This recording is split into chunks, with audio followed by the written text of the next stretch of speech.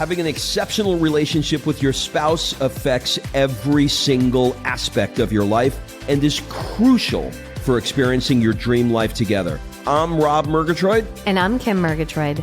Listen in on our honest, filter-free conversations as we navigate life and business together without killing each other. You'll learn by osmosis how to transform the friction you feel in your relationship into a purposeful foundation that will allow you to grow together. Welcome to the Friday Podcast. Kimberly Ann Marie Murgatroyd, how are you? Do you just add a name? Why not? Is that my confirmation name? How many names, when you were growing up in New Hampshire, how many names did your friends have? My Spanish friends were like Maria Conchita Colmenares. Well, I think my Greek friends made up for not having a lot of names with having a lot of letters in their names. And so I think they win. All right. So this is very important. And I'm going to take you back to the Athens airport. And you know where I'm going with this. We're sitting in the Athens airport and we look up and we see the longest Greek name that we've ever seen in our life. And we had quite a bit of time in the airport to practice how to say this name. And we said the name regularly to make sure that we never forgot how to say the name of this eyeglass store. Can you remember said name?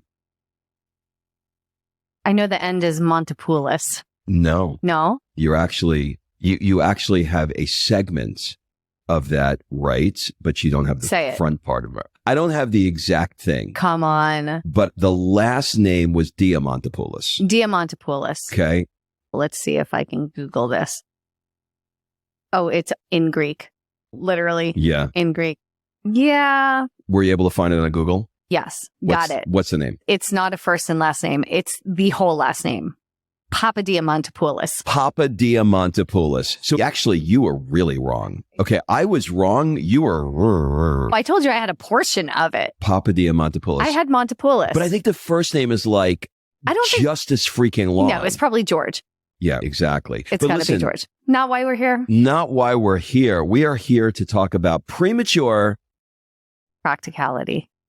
What did you think I was going to say? I wasn't sure where that was going, to be honest. But I just looked up at the board to confirm that I was on the right show today. Right. And it is premature practicality.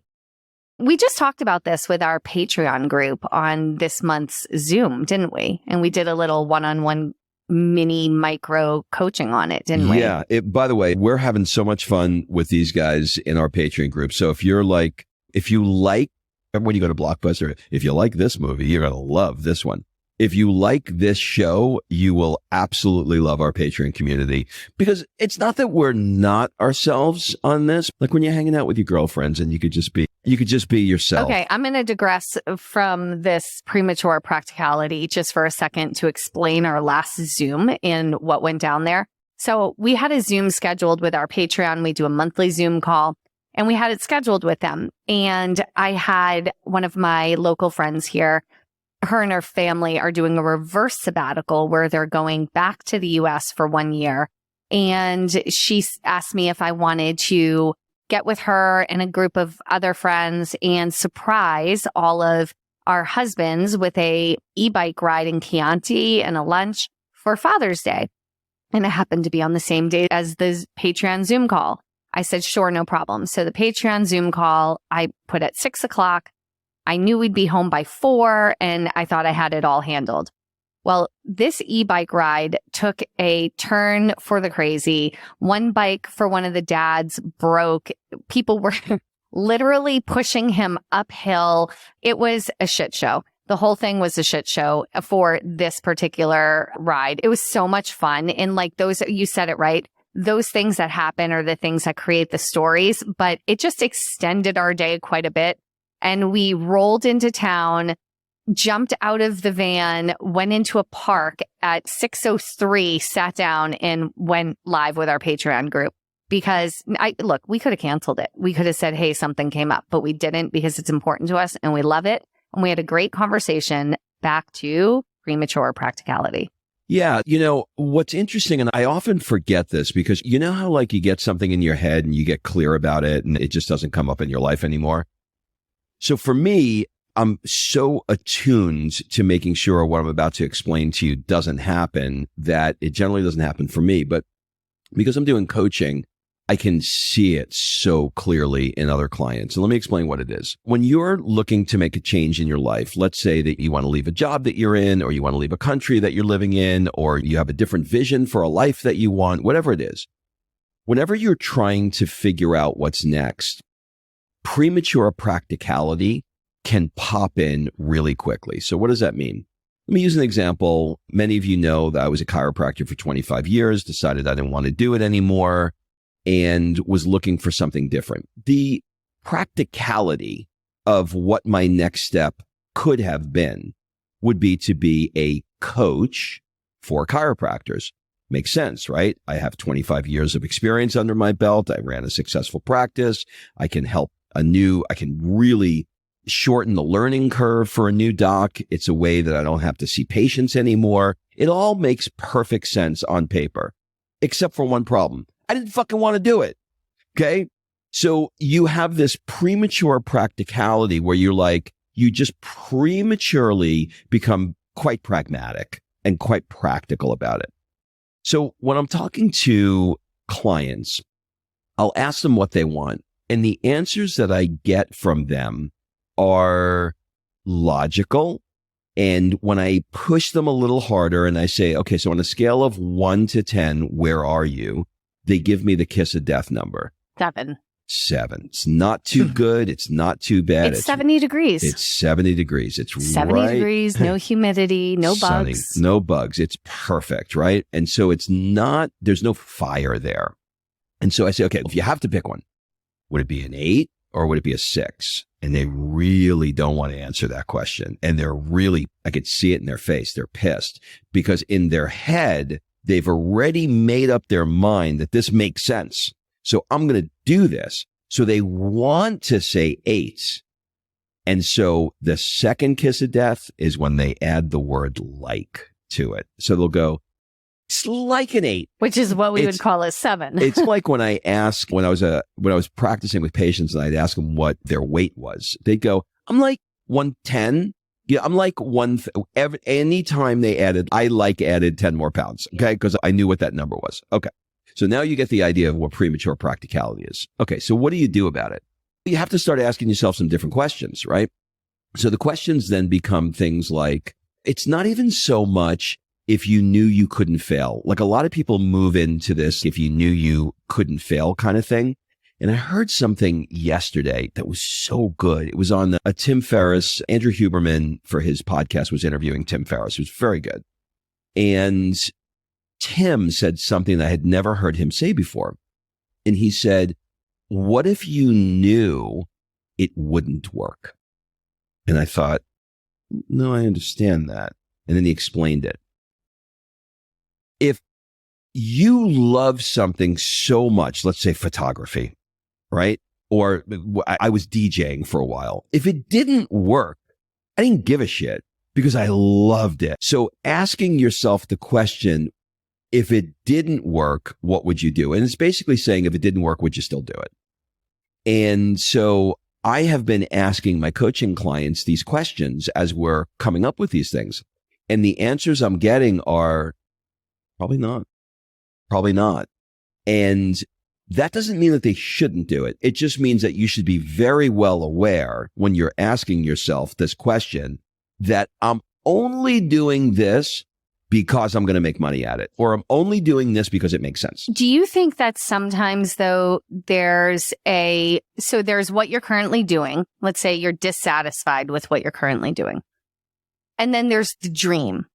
I want to be doing X. It would fill my soul, light my fire. I'd never feel I was working a day in my life, all those things. And that's the dream.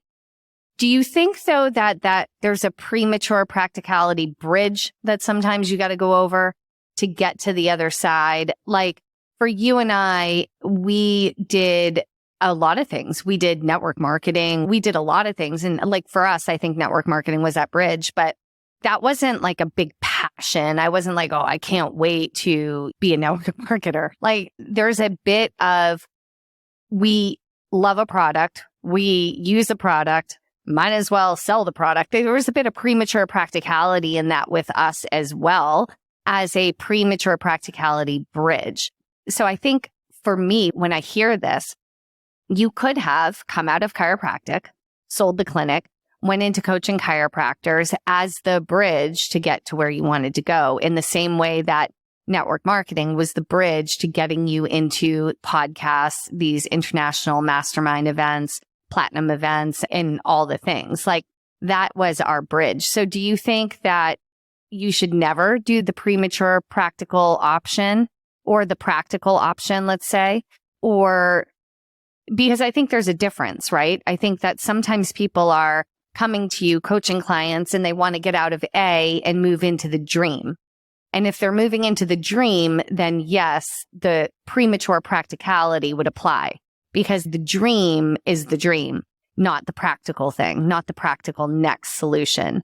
But sometimes I think getting into the dream requires the practical bridge. Yeah, I think they're related and unrelated at the same time. I think they're tied together as a stepping stone, but it doesn't negate where it is that you want to go. But you should know it. You should identify this and say, I'm going to do this because it is the next logical step.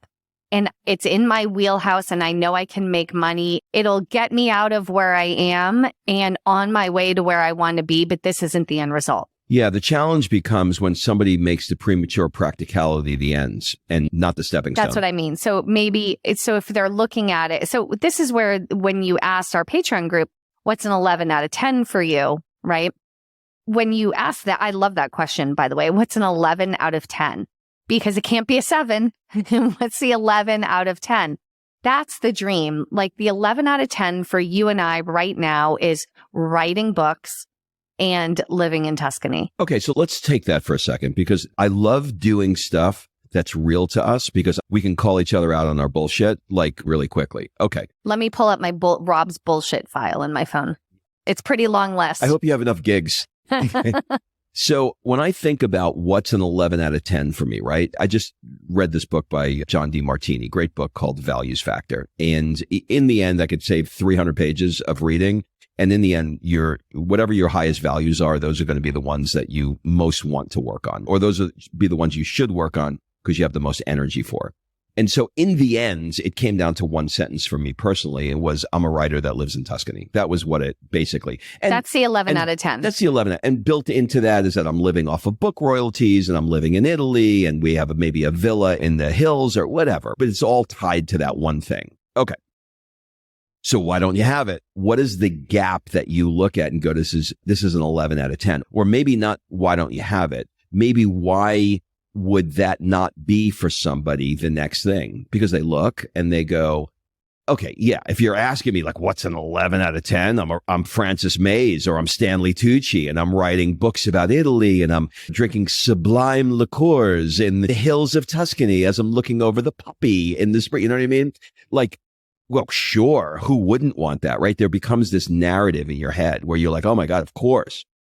But because it's such a dream and it's so exciting to you, there's this distance between the 90% of what you want to do, which is maybe in the example I gave you, premature practicality of coaching. Okay, maybe that's like an 8 out of 10 for me, right? I look and go, oh yeah, it'd be fun. Help the new kids out.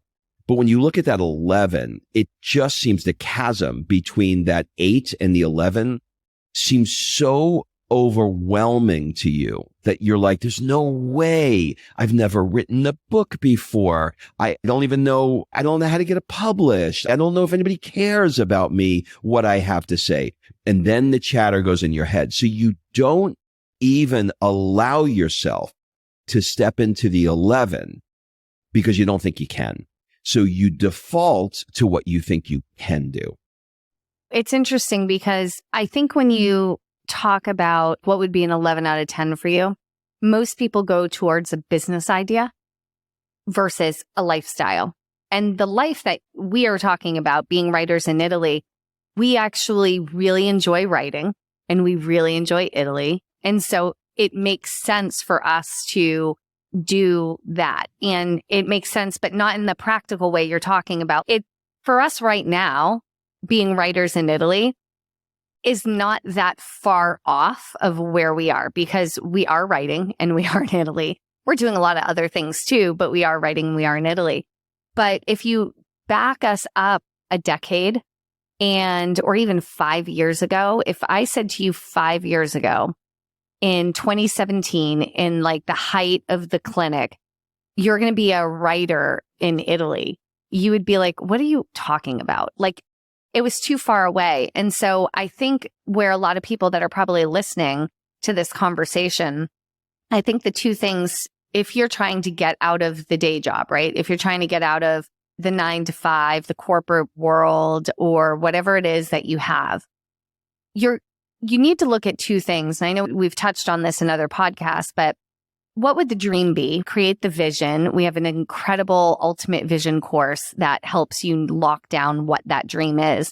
And then the second part of it is how you're going to get there. And the how you're going to get there is what typically triggers the premature practicality. But sometimes it's not a bad thing. It's not a bad thing to do the thing that makes the most sense, that's in your wheelhouse, in your lane, because you can have instant success and you can take the next step towards the journey. And just because you're going to, let's say, Rob, coach chiropractors coming out of chiropractic, like owning a chiropractic office for 25 years, let's say you did that, it wouldn't be the end all be all. It would be the next step on that journey. So notice and understand that I'm making the practical choice for now to help me get from where I am to where I want to go. But there's going to be 10 more steps in between. So think about this. As you're listening to this show, you probably have inside of you, there's a little bit of a calling, a little bit of an inkling, a little whisper saying, hey, come over here, right? There's this thing that's pulling you. And then look at what you actually have written as your goal or your vision, or what is the thing that you want. And make sure that they're in alignment, and ask yourself this question. On a scale of 0 to 100%, would you say this is 99% or 101%? Most of the people that I work with, they make this, once they understand this, they move it up and they go and they're like, oh, this is it. And I say, okay, scale of 1 to 100. And they'll be like 99. And I go, okay, where's the 1%? What is that thing? And because if they say 99, and here's the best part about this, they actually won't bullshit themselves. If you ask them on a scale of 0 to 100%, where is this? Rarely have I had anybody say to me, it is 100% of what I want. Rarely. They'll go like, 97. Where's the 3%? And sometimes they don't know. Sometimes they're just confused. So taking the time to go, this is fucking, if you ask me right now, if you said to me 0 to 100%, where is doing nothing but writing and living in Tuscany, I'd say it's 100%. That is an absolute dream for me. Okay. Anything else to add? No, I think the big takeaway for me personally is that identify the vision, identify the 11 out of 10, also identify the practical bridge, and know that, are you using it as a crutch? I'm a chiropractor, so all I could do is be a coach for chiropractors. Are you using it as a crutch to hold you back because you don't feel like you have any other value? Rob went from being a chiropractor to leading international events around the world. Like, those are two very different things, because it was something that he was insanely passionate about. And all of the years in boring chiropractic conferences led him to understanding where people actually learn and grow and where the magic is. And so don't use the practical approach as a crutch, saying this is all I'm good at, this is all I can do, this is all I've known. You have more aspects of what you're good at. If you've been in corporate America and you're working in accounting or you're working in marketing or whatever, you have so many more qualities. You have so many more characteristics. You have so many more strengths to you than just that day job. And so get creative with it. So maybe take the first idea out of the box, might be the practical one. write it down, acknowledge it's the practical approach, and then expand from there to what would be an 11 out of 10. All right, I'll leave you with this. If you're going through the gyrations now of trying to make some kind of change, some move into a next chapter, new vision, new goal, take the time to really think. Don't go halfway. Don't go 3/4 of the way. Don't go 99% of the way. Go 100. If you're going to do it, fucking do it. Have a good day, everybody. We'll see you next week. Ciao. Hey, everybody, if you've ever thought about coming to hang out with Kim and I on one of our next Rob and Kim Italia events and you want to learn more, just click the Rob and Kim Italia link in the show notes and add your name and email, and we'll send you all the details as soon as they're available. We are obsessed with this country and how it affects you, and we want to share that magic of culture, food, wine, art, architecture, and some secret magic moments that we've cooked up with you. So be sure to add your name because these events sell out quickly.